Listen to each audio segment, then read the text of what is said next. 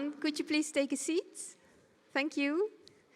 Because we're going to start with the keynote, the first keynote of today, and I'm very pleased to be able to announce the keynote speaker, which is Monika Sie Dhian Ho.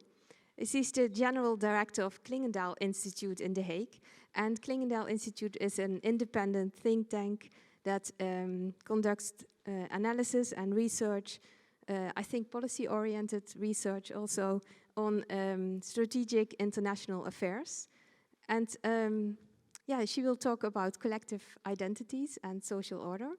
And I think she will also convey the message to you that survey research is quite important if you want to understand Die Zeitenwende, as you said so. So yeah, maybe I simply give the floor to you. And of course, there's room for questions afterwards. So listen to the talk, think about questions, and we will come back to you later. Thank you. Thank you so much. And thanks for inviting me to this very valuable conference. Congratulations with the establishment of the Center of Excellence for European Values and the publication of the new Atlas. Great that you also brought that to Brussels. I think that connection is key. This atlas on continuity and changes in turbulent times. Changes so overwhelming that Bundeskanzler Scholz called it Die Zeitenwende, historical shifts. And to understand that Zeitenwende, I would like to take you to three levels of social order to assess the historical shifts that are taking place there, the geopoliticization of the world order at international level, the uncertain trajectory from market to community at European level, and the new cleavages, the proliferation of new cleavages that we see developing at national level, partially as a consequence of these historical shifts at European and geopolitical level. And my thesis would be that the renewed importance of collective identity deserves our attention at these three levels. So let me start at European level. The social order where collective identities have been at the back burner for decades. A social order defined by market, by rules. This has been the idea from the outset, the Jean Monnet, Schumann recipe, rather than the Spinelli recipe, doing it like the Americans did, starting a federation from the outset. No, we will start a market, and we will see from there where this will spin off to. And just to share the emotion of the individual narrative, the individualistic narrative underlying that European project, I want to take you to Kamp Vught, which is a national memorial camp in the Netherlands. And I went there with my father a couple of years ago. And there are volunteers who take you through that exhibition, room by room, and they tell you the story of what happened there. And at the center, in the courtyard, there is a monument for the children transports. The commander of Kamp Vught thought that the children were distracting the parents too much, so he asked that these children would be deported. So there have been 2 children transports one day until the age of 4, plus all the parents that chose to accompany their children, and then 4 years and older. So my father was next to me, and I don't recollect him crying. Like this, really. So we went to the exit, and then in the last room, the final room, you could write a note on, with reflections on the exhibition. So without one pause, he wrote down, "Nie wieder." And then I looked up to all the notes that hung there. And in all languages, you saw that same sentence, "Nooit weer," "Nie wieder," never again. So never again collective identities that have become so exclusive that children were excluded in a manner like this. That resulted in murder at such enormous scale, never again. And this was the founding idea of the European community. And that's how I've been taught the history of Europe. Social order built on the idea of never again. So shifting the political energy from collective identities of nationalism, super exclusive collective identities, political energy to the individual, the producer, the consumer, his interest, her wish to trade, to cross boundaries, to do away with borders, and on that basis to build peace. So a shift, dramatic shift from collective identities to individual identities, underlying that European order. So enormous steps have been taken since then, in which, of course, the nation state has, in a way, made place for a new order. So we made the step to one coin, the euro. We made a free movement of persons without internal border order, where capital could move freely. So big steps in terms of Europeanization, all based on market and rules, and this idea that we would create the institutions that would be necessary step by step if we would just follow the political energy around the interactions between individuals. But then, since 2008, Europe has been troubled by polycrisis, the financial crisis in 2008 and beyond, a euro crisis, and then a migration crisis, and then a COVID crisis with a big recession, and now, of course, the war. And in those crises, Europe is again and again tested. And my friend Luc van Middelaar wrote a wonderful book about that. He has been the assistant of President of the European Council, Van Rompuy.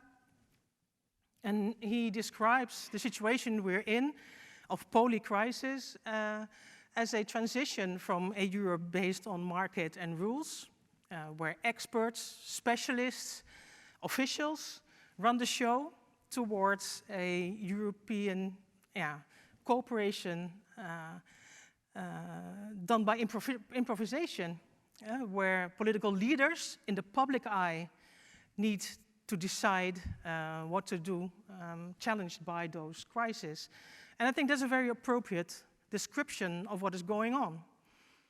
But if we want to analyze at a deeper level what is happening, I think the concept of community is very helpful. The sociological concept of community of Talcott Parsons, to be precise. He said that only if a societal order can only deal with external challenges, can only mobilize internal support, if it is a community in four senses: a economic community, that is to say, a market. You could say that the European community has become this internal market, although convergence, economic convergence, is still a problem. Parsons says it also needs to be a political community that can make common decisions that are actually implemented. Well, also in that respect, Europe has made progress. We are even deciding by qualified majority, although often, also sometimes in highly politically salient issues, they are not implemented, for instance, in the field of migration. So also, yeah, political community, Parsons says, but this order also needs to be a social community. That is to say that there are social relations among the members that contribute to a feeling of belonging. When COVID hits the shores of Italy, and when you see the coffins of Italians dying of a pandemic, it should feel like us, rather than them Italians, and before them Chinese. It should feel like, my God, my great family is hit by COVID and death. So this social community, of course, is also needed if you want to mobilize solidarity to deal with external challenges. And fourthly, and very difficult, of course, it needs to be a cultural community in that we share the same values, and in that social entity. Now, my thesis is that Europe is a halfway community. It calls itself European community, but it's only a halfway community, halfway between a market of individuals, where it started, to a real community in the Parsonian sense that combines this economic, political, social, and cultural community criteria, meets those to be able to deal with external challenges. And with each crisis, Europe is tested as a community. Are you a social community when the financial crisis hits you?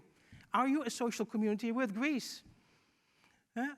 Are you a social community when COVID again makes it necessary that there is a transfer of resources from the north to Italy? Are you a social community? And there I think we made a step, because with this Next Gen EU, there is some sort of narrative that says, yes, we are solidarists if there is solidity. So solidarity under the condition of solidity of institutions of the member states. And so this is a step in the direction of social community, you could say. Still precarious, but a step. Big challenge will be whether this will be permanent, these kind of transfers or not. That is a next big challenge, I think. And when it comes to cultural community, of course, the migration crises have been a big challenge. And there, it seemed for years that we will not be able to find a definition of the cultural community, although the European Commission has made a brave attempt by putting at the table this migration pact that has said, okay, we are solidarists, there will be solidarity and responsibility, and together we will feel responsible for dealing with migration. And there can be different forms of solidarity. Some countries can say, we will protect refugees, Muslims, they can be Muslims, and other countries who do not want a multicultural society, they can say we will be solidarists by paying the returns of those those asylum seekers that do not acquire refugee status. So you can also have return solidarity. So is this a cultural community in which you can say, which you manage to deal with diversity in such a manner that you are together responsible for this asylum system? Yeah, you feel that it is wobbly. So the jury is still out what the community qualities of Europe are, and it is especially this social community and cultural community. That has to do, of course, with the collective identity with Europe. What is it that we stand for as a social community and a cultural community? Do all these member states belong to that collective identity? Until the 24th of February, the jury was still out a bit, whether Hungary, Poland, and on the other hand, Sweden, the Netherlands, do we fit in the same collective identity, social and cultural community? After Putin decided to invade Ukraine, the balance comes that way, and critical mass in geopolitics seems to be more important than a strong collective identity that does not allow too much diversity. And so it's this balance between a very strong collective identity that does not allow too much diversity on one hand, and on the other hand, the necessity to have a critical mass in geopolitics. And that brings me to the second level that I would like to discuss with you. That's the level of world order, where we see a intimidating geopoliticization of the social order. And what is this, in fact, this geopoliticization? I would like to conceptualize it along three dimensions. First, of course, power, hard power, coercion, the kind of hard power we prefer to forget for decades in Europe. Of course, with the invasion in Ukraine, it's back, and the Western European countries had to return from their geopolitical holiday, as it is called.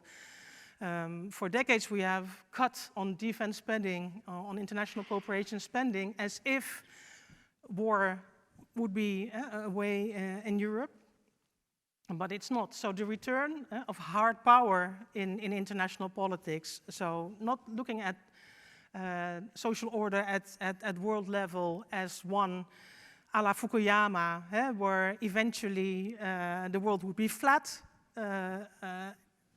but rather one, like Samuel Huntington predicted, of civilizations that differ substantially, of systemic rivals that protect their interest by hard power if necessary, and coercion. So yeah, we need to become more streetwise, our Prime Minister has said. And it has also been against that context that Scholz, of course, spoke of Zeitenwende. The willingness eventually of Germany and also the Netherlands to abide by the 2% of GDP for defense spending. So power, hard power. Secondly, of course, geopoliticization is about the connection between power and geo-territory. And so geopoliticization is also about the delineation of territories, where for decades we've been thinking about doing away with borders, abolishing internal borders in the European Union, and also striving for diminishing everything that is in the way of trade and investment in the world order. Borders are back. And so geopoliticization is about delineating communities. It's about spheres of influence. It's about borders that with some countries are hard, and around other countries are semi-permeable, because, for instance, of asylum law. Everybody that comes to the border can just raise the hand in Europe, and then you can enter the asylum procedure. And so in Europe, these borders, delineating of borders, is not that easy. Delineating of borders. And then thirdly, and then we come to the central theme of my introduction, the third is collective identity of the community that lives within those delineated borders. And because when that people is one, when they feel as one, then you're stronger in international politics. And just before the COVID crisis, I was in Beijing in this exhibition called The Rejuvenation of China. I don't know whether you have seen that, otherwise you should absolutely do it. It's in this big museum at the square, Hemelse Vrede, Eternal Peace? No. Yeah, in the center of Beijing. And Xi Jinping wants all Chinese to attend that exhibition. It's also the place where Xi gave his first, very important speech as a president, the China Dream, historical speech. And this exhibition starts, of course, with the Opium War. So you see the British with their cannons trying to shoot their opium into Chinese society. You see mothers and fathers trying to protect China for that rubbish, trying to protect their children, and the colonial forces trying to get that rubbish in. Then next hall, you see colonial soldiers at the chair of the emperor, making faces, doing stupid stuff, humiliating the emperor. Then next hall, you see the brutality of the Japanese during the Japanese-Chinese War. And then one room, almost as big as this one, amazing, where it's completely empty. And there's only a painting from that side to that side. And at that painting is only a table, very long table. On one side, you see Japanese bending. And on the other side of the table, you see Chinese sitting. The capitulation after the Second World War. And my mother spent 4 years in a Japanese camp in Indonesia. She knows what bending is for Japanese. So this picture, that is about rejuvenation of China, getting away with these colonial forces. And then after that, room after room, you see the Communist Party, you see communist leaders embracing leaders from development countries, you see communist leaders shaking hands in the United Nations, being accepted in the international community. You see the wealth of the China of Xi Jinping. So this is about building a collective identity. It's about where we come from, where we are now, and where we aspire to go to. That, of course, in a dictatorship is easier to do. All Chinese children have to attend that exhibition. Here in the Netherlands, we were laughing about the museum, about national identity. My God, we're not going to do that here. Let alone that all the children are obliged to attend that exhibition. Of course, it's difficult to match that. And we see it Putin doing as well. Yesterday, his big speech on the 9th of May was not only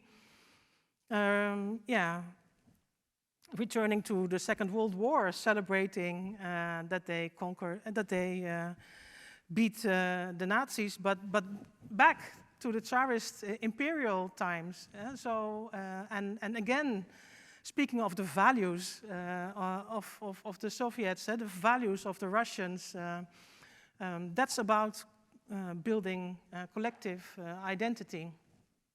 And the big question is if we as Europe manage to match these very strong collective identity builders in the geopoliticization of world order, because next to the hard power that now we are also aiming at, but we are pretty nowhere still in Western Europe. Besides delineating your community, it's also about that collective identity, because if there are very strong demarcated cleavages within society, then you're vulnerable. And it's much more difficult to mobilize solidarity and come to a common decision. And that brings me to the third level that I would like to address. These new cleavages at national level in Western democracies. At Clingendael, we started doing survey research to understand better how Dutch people look at international developments, and also to try to explain what makes them feel or think like this. And each year we provide them with some 20 international developments and ask them what they find most scary, most threatening of those international developments. And what struck us last year was that all the international developments that we showed were seen as threatening. And so what struck us was the societal pessimism. And so everything that comes from abroad is threatening. And this was also found by the Social Cultural Planning Bureau in the Netherlands. I see Paul Dekker there. And it's the societal pessimism, the idea that with me personally, it's going okay, but with society, everything of value is going down. Our welfare state, our constitutional state, our way of living is going down, and we call it declinism. When these attitudes are combined with a lack of trust in the leadership, that's to say, everything is going down, what we find of value, and our politicians are not capable, our institutions and politicians are not capable or not willing to do anything about it. Not willing because they have different interests, the elite. And we found that this societal pessimism, especially this declinism, is a very fertile source for populism. Because then enter a leader that says that he does represent you, that he is the people and he will act to deal with these threats, then people could vote for him. So societal pessimism, declinism, that is fueled by international developments. International developments, the perceived threats from abroad are a very important driving factor for societal pessimism and declinism. What we also found is that these opinions about international developments have become more and more politicized, polarized even. For long, foreign policies were not politicized in the Netherlands or elsewhere in Western Europe, not so much at least. It was even said that foreign policies are so much a consequence of your objective characteristics. No, you are a tiny country with on the coast. So they are geographical or social economic characteristics that make that you will have to certain foreign policies, and these are not contested. For long, this was referred to specialists, foreign policy specialists, like my predecessors, and everybody trusted that these experts and these diplomats would serve our interests, who are objectively definable in a way. But we see for years now that these foreign policies become contested, even more so during the last elections in the Netherlands, for instance. It was really interesting to see that all political parties tried to look as social as they could.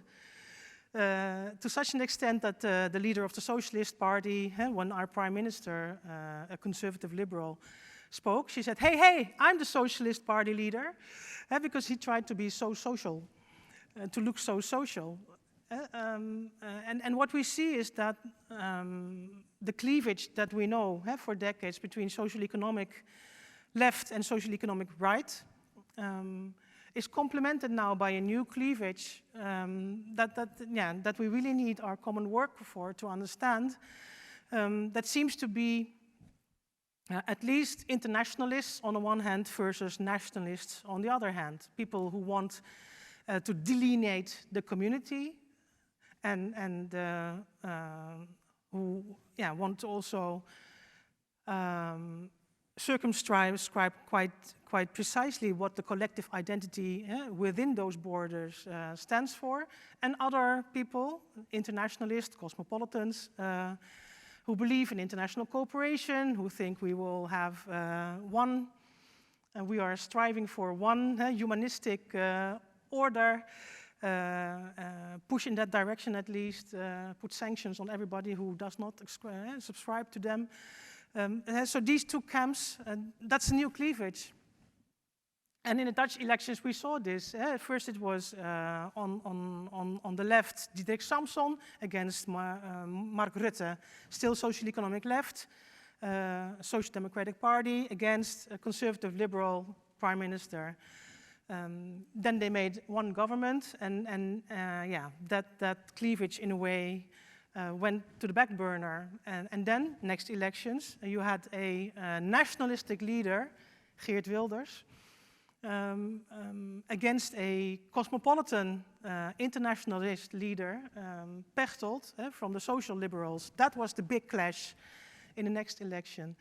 But what we measured is that fear for irregular migration was on top of the list of international threats for a long time. The desire to see that represented in politics has made a new cleavage, we find, among the nationalists. So the political energy has shifted away from the cleavage between internationalists versus nationalists to a clash within the nationalist camp. And we also saw that in France, actually, where you see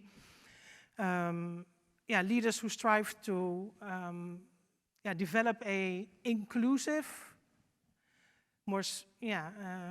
inclusive nationalism, a bit contradictory in terms, potentially, defined by virtues, by societal project. Our prime minister in the Netherlands, the conservative liberal, has called it the Netherlands of the hard-working Dutchman.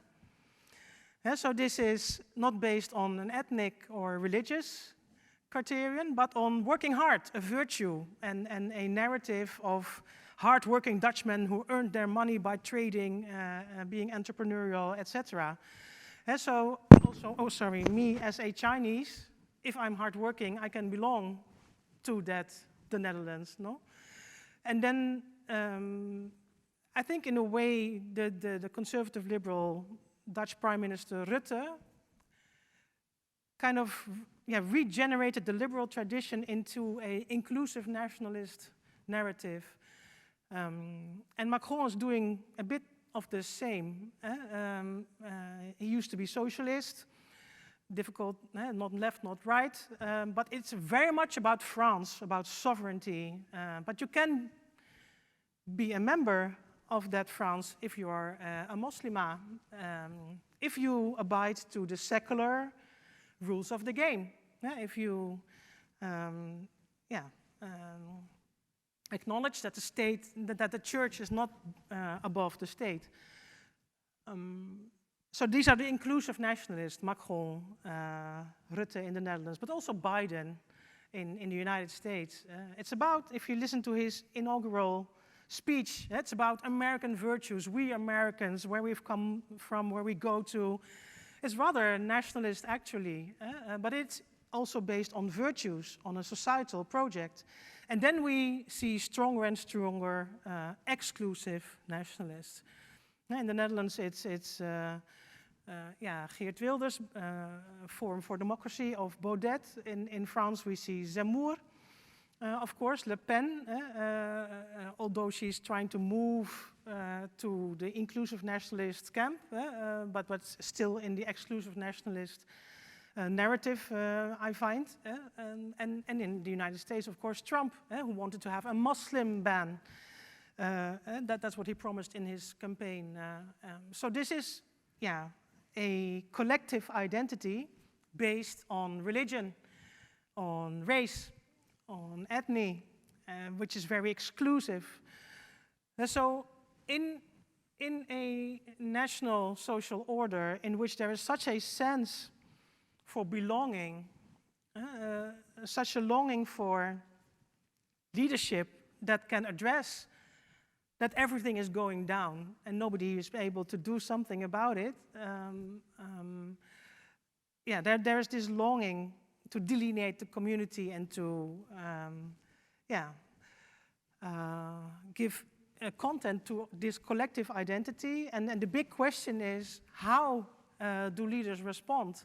Will it be in an exclusive manner? And we see this, these parties and these constituencies rising, or will it be in an inclusive manner? The political energy, there's a lot of political energy in that section of politics. So that brings me back to collective identity, thinking about collective identity. And we are still trying to understand what the content of the social community and the cultural community in Europe can be. We are still trying to see what the building bricks could be at national level of a narrative that reaches out to people who want to delineate the community and long for collective identity. And for that, I think scientific research like which is done by the European Values Study and what we also try at Clingendael is of critical importance, because it shows us where we align. So which values we share in Europe, and also which values we share at national level. But maybe even more importantly, it shows us where the differences are that are often felt very intensely. And in times in which many people don't have confidence anymore that their votes matter, it will be of utmost importance to start debating about what we have in common and how we can overcome those differences to build compromises, because we need that collective identity at European level to deal with the geopoliticization of these times. So I'm very much looking forward to collaborating with Tilburg and all of you in the European values community to understand more about these turbulent times. Thank you so much.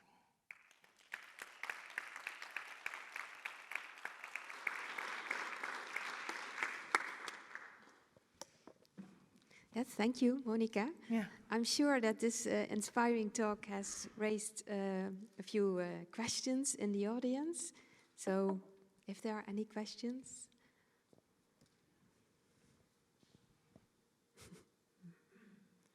Yeah. Let me know. Yes, I will go. So, Erwin. Thank you so much for this great talk. I really enjoyed it. My question is, so considering our history with the problems with collective identity past the Second World War and such, and do you also see a tension with rejuvenating that collective identity on a European level? So we come from a history where collective identity has been problematized, right? And now we're focusing on the individual. Exactly. And now we need to somehow form a collective identity. And I'm not against that per se, but I do see, the danger of war and also the danger of collective identity that can play a role in that. Maybe can you reflect on that a bit? Yeah. Yeah. So in a way, you say we are waking up in a time after having had collective identity at the back burner for decades. We're waking up in a time where there's collective identity all around us. and also a longing for collective identity among constituencies in Europe. And we have, in a way, we have not practiced with forming a collective identity that is democratic, inclusive, etc. Because we were celebrating individual identities and doing away with borders and dreaming of a world community, no? For instance, Barroso, the European Commission, head of the European Commission, wanted to, he invited artists to think with him about what is our collective identity. So statues were made, paintings were made, poems were made, etc. And then eventually what came out of it was unity in diversity. That was it. So after 2 years of thinking, you had the kind of the federal principle. No, that's it. I think Indonesia also says on its coins, unity in diversity. That's the organizing principle of a federal system. So it's not particularly European. So that was Barroso.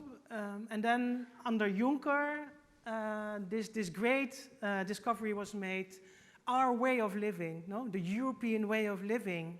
And in a way, that's already one step, no? Like the American dream or the China dream, there's then also a European way of living.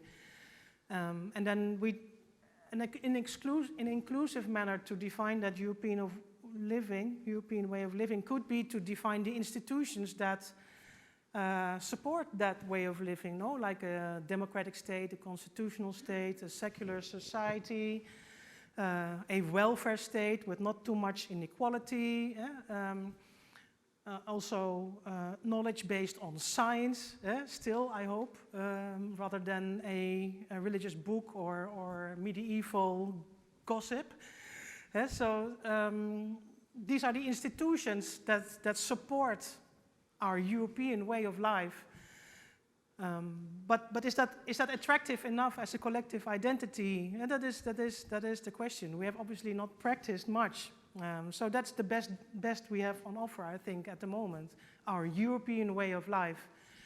And I think internally that is can be maybe vague enough to include both the Swedes and the Hungarians. And it can, also describe where we come from, where we are now, and where we go to, protecting and modernizing our European way of life. But it's externally not a very strong narrative, of course, because come, you African countries, and join the European way of life. That's not externally very strong.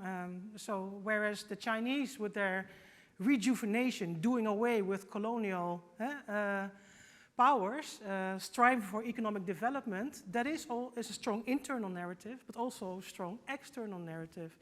So it's helpful when your collective identity, when your internal narrative also has some external appeal. So I think the jury is still out. Maybe you have an idea. No, you will leave it at this.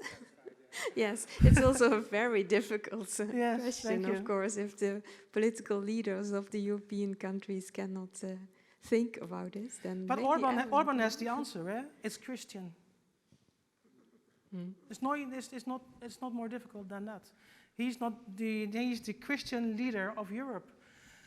So that is an exclusive nationalism based on religion. Very simple answer. Yes. May I ask a quick question in between? When we are talking about Europe, are you referring mainly to the European Union, or is it Europe in a broader sense? Because in the European Value Study, we say Europe, it's the whole continent in a way. What were you thinking about when you are referring to Europe as Europe?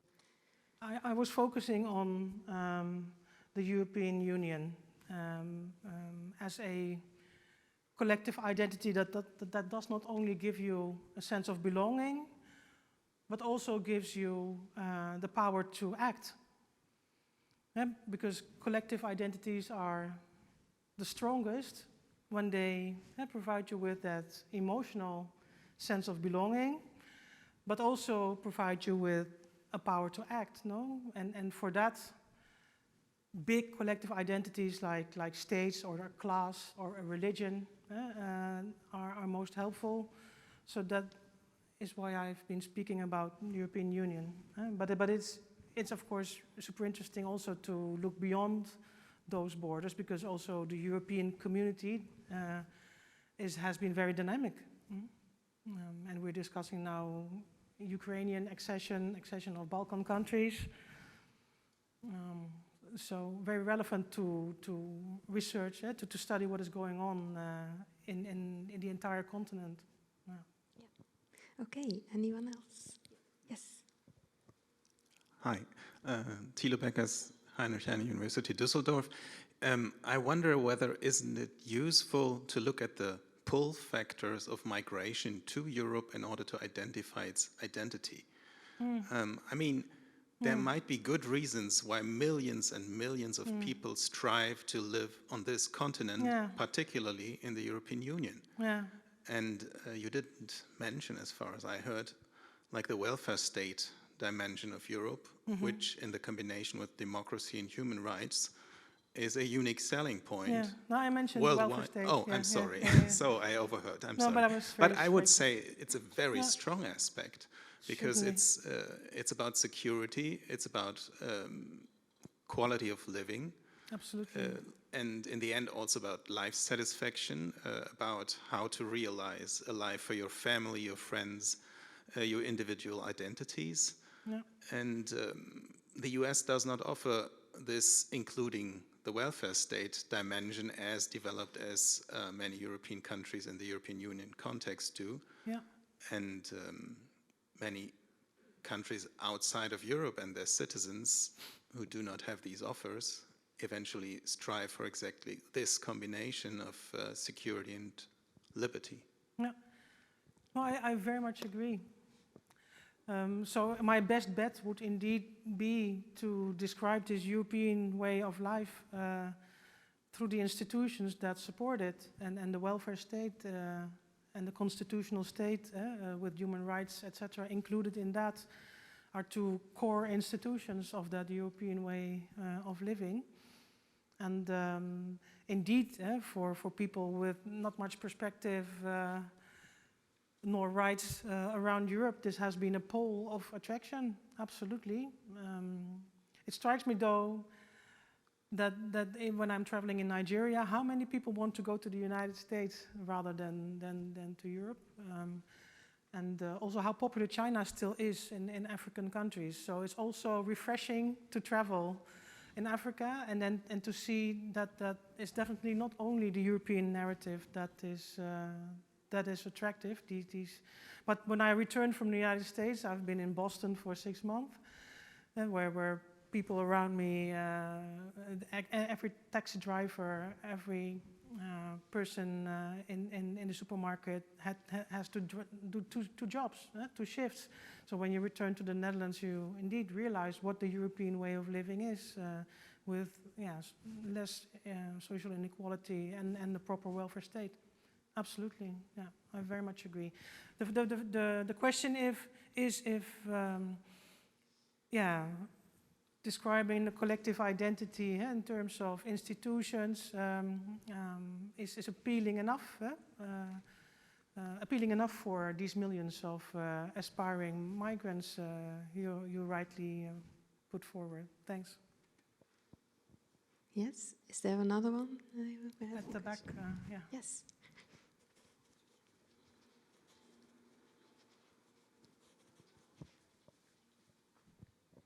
So thank you very much for this talk. It was really interesting. Just curious also, kind of in lieu of the first question, in what way, because a lot of the words you just said in the answer was like modernization, secularization, democratization, and the welfare state. And aren't they all really different in all the, especially within the European Union, all the countries there? I mean, secularization, for example, what you were talking about, Orban, he probably thinks different about it. Or even France has a different view about a welfare state than the Netherlands. So is it even possible to have this common identity then? Yeah, that's what I said, and I strongly agree with you. The jury is still out on that one. And that's why I said, looking at the European level, it's an uncertain path from market to community. And because is it true that these 27 states or even more can ascribe to the same collective identity that we try to define along the lines of these institutions? For me, it always helps to travel outside Europe. When I've been to Iran or Saudi Arabia and you return to the Netherlands, then you feel that Hungary is still relatively secular. And then when I go to the US and I return to Poland, you feel that Poland is still relatively equal. So yeah, in this imperfect world, it's also a matter of relative, it's not absolute. And also your assessment of the amount of diversity that you can take within Europe, because the tensions with Poland and Hungary there was inflammation, and then 24th of February came, and then Orban decided, well, I'd rather, for now, join Europe. And so it's also that in a certain context, it's more important what you share than what divides you, and all that is relative. But it does not mean that we should not strive for trying to overcome our differences, working on it, and also being a little bit patient, because it's not tomorrow that we be Swedes. This will take time. When my mother and father came from Indonesia to the Netherlands, it were the Dutch women who were wearing headscarves. So my mother was coming from Indonesia, where the women were walking topless, and here in the Netherlands, they were all having these scarves. And so a lot happened in a couple of decades. So it's also, let's be a little bit patient within Europe with one another, trying to work on dealing with diversity, to be able to deal with the much bigger diversity and threats around us. But you're right, the jury is still out. Yes. One more question? Or? I see 12 o'clock. He yes, has that's not true. To not to miss Maybe the bus. people are. My colleague said there's 12. 12 o'clock. Tim? Yeah, Tim has the final question. You talked about the new cleavage, the fact that you have countries that or maybe also parties that want to impose sanctions on if countries do not abide. How do you actually see this play out in the future? And do you think that, for instance, a crisis like current one with Ukraine actually reshuffles these cleavages? Or you talked a little bit about Orban as well, that after February 24th, that he's aligning to Europe more. Very interesting. Do you think that in the future and Ukrainian crisis can actually be like leverage to unite countries a little bit more? Or do you think that in the end, maybe European countries, well, I don't know, might be doing their thing a little bit more, the national interest? What do you think about that? Now, what is interesting, what we saw over the last years, is that there had been so little discussion in Western democracies, and especially in the Netherlands, and also Germany, about international threats, about realpolitik in a way, that people have come to look at international leaders and developments also through a communitarian lens. That is to say, Dutch people look at Putin in terms of, is this a cool leader or not? So more than 20% of the Dutch people, until the 24th of February, thought it's a pretty cool leader. He knows how to delineate a community, how to celebrate traditional values, how to deal with terrorists. And that's the kind of leader I'd rather have than Macron or Biden or Rutte. More than 20% in the Netherlands looked at Putin in this way. On the other hand, you also had more cosmopolitan constituencies who looked at Putin, also not through a realpolitik, political lens, but thought it was a gruesome leader, no? Because he was trampling on human rights And for that reason, we should not cooperate whatsoever, not never, with him. Whereas a more realpolitical attitude would have ascribed that you do cooperate in certain segments with even Putin. So this communitarian lens, value lens, had become quite dominant in the Dutch way of looking at international threats. So you're not scared for Putin if you ascribe to his values, in a way. But then came, of course, and you saw the same in France, where Zemmour, Le Pen, they were all, in a way, thinking, and their constituencies, that Putin is quite a cool leader. But then the 24th of February came, of course, with this crazy war. And of course, not many people want to be a traitor. So you see that there's some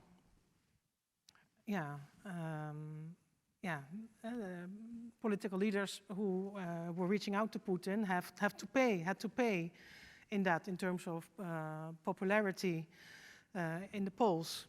But still, we still see, also when our experts are on telly explaining the Ukraine war, we get enormous feedback of, don't you see that Putin is the beacon of light in these times in which only his war could stop the project of the deep state and Bill Gates to get away with our citizen rights using the pandemics for that. So it's still, significant, these forces. But for now, you see that there is a backlash. With Orban, you see that there's a backlash of these exclusive nationalists that reached out to Putin. So that's for now. But I'm concerned when after this wave of Ukrainian refugees, the expectations are that it might be 8 million. We will have an Arabic Spring 2.0 because of the food crisis, the aftershocks of the war in the MENA region. And when you have these refugee plus irregular migration crisis, plus the economic fears for inflation, energy prices, etc., that combination is, of course, super toxic and might, again, help these exclusive nationalists to gain momentum. But for now, they are on the losing end. Maybe second final question. But how can Europe actually prepare for this? Because at the beginning of the Ukrainian, the war in Ukraine, all countries in Europe were more or less binding to each other. And these days, you do see the cracks when it comes about oil, when it comes about gas, maybe also with the refugee crisis. There will be some cracks in the European unity. How can Europe prepare actually for a united response? By reading your atlas. Well, that was the only correct answer, of course. And I will stop at that here.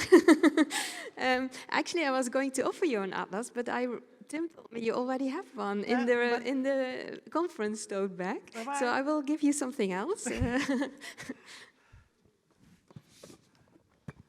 It's a special beer from the Tilburg University, so you can drink our rector or the dean or the beadle. Thank you very much. Thank you much for the presentation, and a big applause again for Monika. Thank you. Yes.